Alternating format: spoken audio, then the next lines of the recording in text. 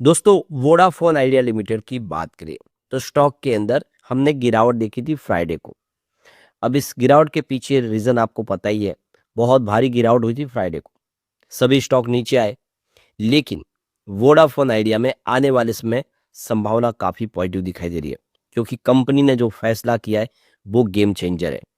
Company अब direct satellite के माध्यम से आपको इंटरनेट की सेवा और कॉलिंग सेवा देने जा रही है, और ये करने वाली इंडिया की पहली कंपनी बनेगी जिसमें किसी भी प्रकार के कोई और इक्विपमेंट की आवश्यकता नहीं। सीधे आपके मोबाइल में नेटवर्क आ जाएगा, और वो भी ऐसी जगह पे जहाँ पे नेटवर्क अवेलेबल नहीं है, जंगल है, समुंदर है, पहाड़ है।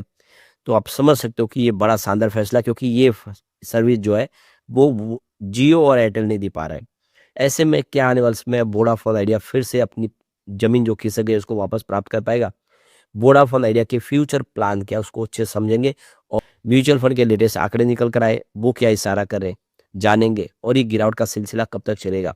लेकिन फ्रेंड्स, उससे पहले अगर आप पहली बार हमारे चैनल पे आए तो चैनल को सब्सक्राइब कर दीजिए, एक बेल आइकॉन दबा दीजिए, ताकि जब भी नया वीडियो बने पहला नोटिफिकेशन आपको मिले। वीडियो पसंद आए तो लाइक से जरूर कीजिए। चलो फ्रेंड्स, वीडियो स्टार्ट करते हैं। मैं हूँ आपका दोस्त SB दवे, और हमारे अपने चैनल ऑनलाइन कमाई में आपका बहुत बहुत स्वागत है। सबसे पहले वोडाफोन आइडिया के कारोबार की बात करें तो 11.28 पर क्लोजिंग थी फ्राइडे को। 2.34% की गिरावट देखने को मिली। तो आप देख सकते हो कि थर्सडे की क्लोजिंग 11.55 पर थी, और यहाँ पे 11.44 पर शुरुआत की कमजोरी के साथ। और इंट्राडे में यहाँ पे देख सकते हो कि तेजी बन नहीं पाई, गिरावट की वजह से 11.26 तक आ गया। अब इसकी परफॉर्मेंस देखें तो ये 6.12 52 वीक का लो है, और हाई इसका 12.80 का है। स्टॉक अगर आप देखेंगे फिलहाल तो अपने 52 वीक के हाई के आसपास है, क्योंकि अब यहाँ पे गिरावट का सिलसिला थमता हुआ दिखाई दे रहा है। बहुत ज़्यादा करेक्शन हो चुका था, अब गवर्नमेंट की तरफ से एक बड़ा रिलीफ मिल चुका है। जो भारी भरकम बकाया है उसको मॉरेटोरियम लगा दिया गया है, यानी आने वाले 10 साल में उस पैसे को भी फिलहाल चुकाने की आवश्यकता नहीं है, जिससे पॉजिटिव माहौल बना है। अब यहाँ पे पिछले एक सप्ताह के हिसाब से देख सकते हो कि तेजी है, लेकिन 1 वीक डे के हिसाब से देखो यहाँ पे आपको बड़ी गिरावट नहीं है। 1.5-2% की गिरावट, माइनस 2.16% की गिरावट है। लेकिन 1 वीक के हिसाब से अगर आप देखें तो यहाँ पे 1.62% के आसपास की स्टॉक के अंदर तेजी बनी है। पिछले एक महीने में 4.63% के आसपास की स्टॉक के अंदर तेजी बन चुकी है, और 3 मंथ की बात करें 7.93% के आसपास की स्टॉक ने तेजी बताई है। अगर हम बात करें 1 ईयर की तो यहाँ पे 30.79% के आसपास की तेजी बनी है, जबकि 3 ईयर की बात करें तो यहाँ पे 43.95% के आसपास की अच्छी खासी तेजी बनी है। अब नुकसान उनको हो रहा है जिन्होंने 5 साल के हिसाब से निवेश किया, उनको 9.60% का लॉस हो रहा है। तो लॉन्ग टर्म इन्वेस्टर में कोई फायदा नहीं है, लेकिन शॉर्ट टर्म इन्वेस्टर को यहाँ पे बेनिफिट मिला है। तो कुल मिला के फिलहाल जो निगेटिव रिटर्न है वो 5 ईयर के हिसाब से और 1 डे के हिसाब से। तो यहाँ पे जो बड़ी गुड न्यूज ये है कि हमारे इसरो ने, यानी आप देखिए स्पेस रिसर्च ऑर्गेनाइजेशन ने LVM-3M6 मिशन के तहत यहाँ पे AST स्पेस मोबाइल ब्लूबर्ड को Block 2 सैटेलाइट में यहाँ पे स्थापित कर दिया, यानी लो अर्थ ऑर्बिट के अंदर इसको स्थापित किया इसरो की तरफ से। अब ये जो AST स्पेस मोबाइल जो है, यह सैटेलाइट के माध्यम से आपको मोबाइल की सेवाएं देगा बिना किसी टेलीकॉम इक्विपमेंट के। तो ये देखो एक कमर्शियल डील हुई है ये टेलको और US सैटेलाइट ब्रॉडबैंड कंपनी के तहत। अब यहाँ पे VI इसकी टेक्नोलॉजी का इस्तेमाल करेगा। तो ये देख सकते हो कि AST सर्विस जो है स्पेस मोबाइल की वो अब VI को मिलेगी। तो अब यहाँ पे टक्कर होने वाली है भारतीय एयरटेल और रिलायंस जियो के साथ। रिलायंस जियो और भारतीय एयरटेल स्टार लिंक की सर्विस लेंगे एलन मस्क की, और उस सर्विस के लिए आप देख सकते हो कि डायरेक्ट सैटेलाइट से आपके मोबाइल पे नेटवर्क नहीं मिलेगा, उसके लिए अलग से इक्विपमेंट लगेंगे जो उसकी कॉस्ट काफ़ी ज़्यादा है। तो वाया मीडिया ही नेटवर्क मिल पाएगा, जबकि AST जो स्पेस मोबाइल है उसमें ऐसा कोई भी टेंशन नहीं है। आपके पास 4G 5G फ़ोन है, आप डायरेक्ट सर्विस ले सकते हैं।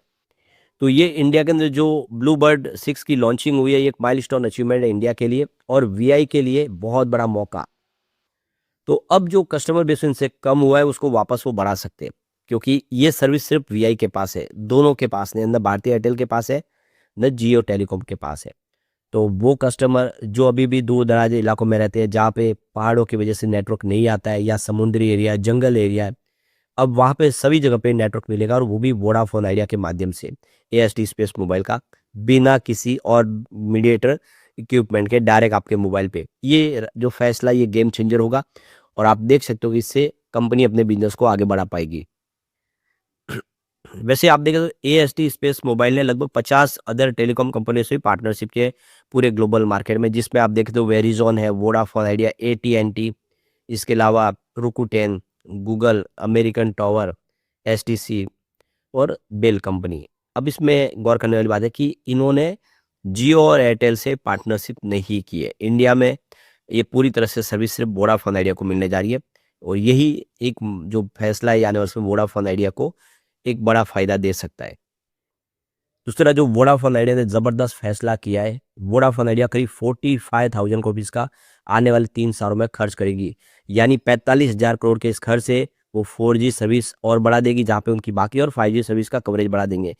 17 प्रायोरिटीज मार्केट के अंदर कंपनी अपनी सर्विस यहाँ पे देती हुई दिखाई देगी। तो अब 99.2% जो सर्विस है वो आप देखें इनके रेवेन्यू ग्रोथ का हिस्सा बनेगी जब ये पूरी आगे सर्विस बढ़ पाएगी। और यहाँ पे कंपनी देखो कि करीब 35,000 रुपीज़ की यहाँ पे फंडिंग लेंगे डेट मार्केट के माध्यम से। तो ये देख सकते हो कि आने वाले समय जिस तरह से फैसला किया गया, ये 35,000 करोड़ वो बाजार से उठाएंगे और 10,000 करोड़ अपना खुद के यहाँ से निकालेंगे, अपने बिजनेस के अंदर से निकालेंगे और ये 45,000 करोड़ खर्च करने वाली है। यानी भारी भरकम निवेश होगा, जिससे हम समझ सकते हो कि वोडाफोन आइडिया की काफ़ी मुश्किलें कम हो सकती है।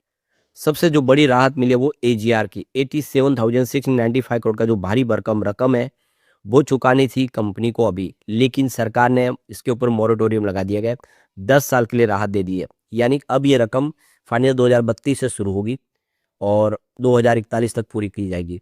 तो आने वाले कम से कम आप देखें ये रकम 2032 के बाद देनी है, अभी तब 2026 है, तो काफ़ी सालों तक अभी फ़िलहाल कोई टेंशन नहीं है। और आप समझ सकते हो कि ये जो फायर का जो इंटरेस्ट फ्री मोरेटोरियम लगाया गया है इसका फ़ायदा कंपनी को होगा, जिससे कंपनी अपने बिजनेस को आगे बढ़ा पाएगी, अपने जो ज़रूरी फैसले उसको ले पाएगी, जिससे हम समझ सकते हो कि वोडाफोन आइडिया आने वाले समय बेहतर कर पाएगा। दूसरी यहाँ पे जो सबसे बड़ी गुड न्यूज़ ये है कि म्यूचुअल फंड ने जम के खरीदारी की है जनवरी 2026 में।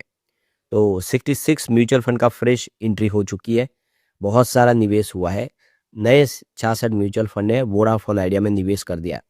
वैसे 28 म्यूचुअल फंड ऐसे भी हैं जिन्होंने ये बिकवाली की है, लेकिन ये आंकड़ा बहुत कम है। 28 के सामने 66 आप क्लियर समझ सकते हो कि खरीदार ज़्यादा है। बड़े बड़े म्यूचुअल फंड जम के खरीदारी करें, ये पॉजिटिव सिग्नल है। अब यहाँ पे देखो कि कोटक ऑर्बिटेज फंड ने यहाँ पे 1110 करोड़ का एयूम किया है, भारी भरकम निवेश किया है। और आईसीआईसीआई प्रोड्यूसर इक्विटी ऑर्बिटेज फंड ने भी 885 करोड़ का एयूम किया है। इसके अलावा अगर आप देखें तो यहाँ पे एचडीएफसी ऑर्बिटेज फंड ने भी 209 करोड़ का एयूम किया है। बाकी और भी बहुत सारे फंड हाउस है, उनका थोड़ा निवेश कम है, सबको डिस्कस नहीं कर सकते। उसके बाद देखें तो यहाँ पे टाटा ऑर्बिटेज फंड ने भी 275 करोड़ का निवेश किया है, अपने एयूम बनाया है। तो टाटा ग्रुप ने भी इन्वेस्टमेंट कर लिया है। टाटा ग्रुप का भी भरोसा इस समय वोडाफोन आइडिया पे दिखाई दे रहा है। इसके अलावा जो एडरवाइज मिड कैप ने भी 112 करोड़ का एयूम किया है। तो डीएसपी ऑर्बिटेज फंड ने 156 करोड़ का एयूम किया है। यूटीआई ऑर्बिटेज फंड ने भी 160 करोड़ का एयूम किया है। बंधन ऑर्बिटेज फंड ने भी 296 करोड़ का एयूम किया है। दूसरी तरफ देखें तो कंपनी का बिजनेस पटरी पे आता हुआ दिखाई दे रहा है, कंपनी का लॉस कम हो रहा है। देखिए मार्च 2022 में रेवेन्यू 38,644 करोड़ के आसपास था, जो 23 में बढ़ के 42,488 करोड़ तक पहुंच गया। और यहाँ पे देखें तो 24 में ये 42,764 करोड़ तक पहुंचा, लेकिन 25 में 44,592 करोड़ तक पहुंच गया। यानी रेवेन्यू पिछले 3-4 सालों में लगातार बढ़ा है। ऑपरेटिंग प्रॉफिट -28,234 करोड़ के आसपास था, निगेटिव था। अब ये 23 में और बढ़ के 29,297 करोड़ तक पहुंचा। फिर ये 2024 में ऑपरेटिंग प्रॉफिट निगेटिव रहा 30,409 करोड़ तक, लेकिन इस बार उसमें कमी आई है। इस बार 27,368 करोड़ के आसपास, यानी ऑपरेटिंग प्रॉफिट जो निगेटिव था वो आंकड़े सुधरने लगे। अब नेट प्रॉफिट की बात करें तो 28,245 करोड़ का लॉस था 22 में। अब आप देखें ये 23 में लॉस बढ़ के 29,301 करोड़ तक पहुंच गया।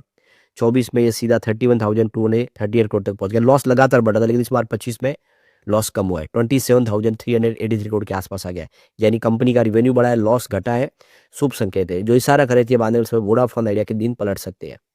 लेकिन फ्रेंड्स, कोई भी इन्वेस्टमेंट करने से पहले अपने फाइनेंशियल एडवाइजर से एडवाइस ले ले या अपना खुद का रिसर्च करे, क्योंकि मैंने वीडियो आपके एजुकेशनल पर्पज के लिए ही बनाया। वीडियो पसंद आए तो लाइक से जरूर कीजिए और चैनल को सब्सक्राइब कर दीजिए। Thank you friends.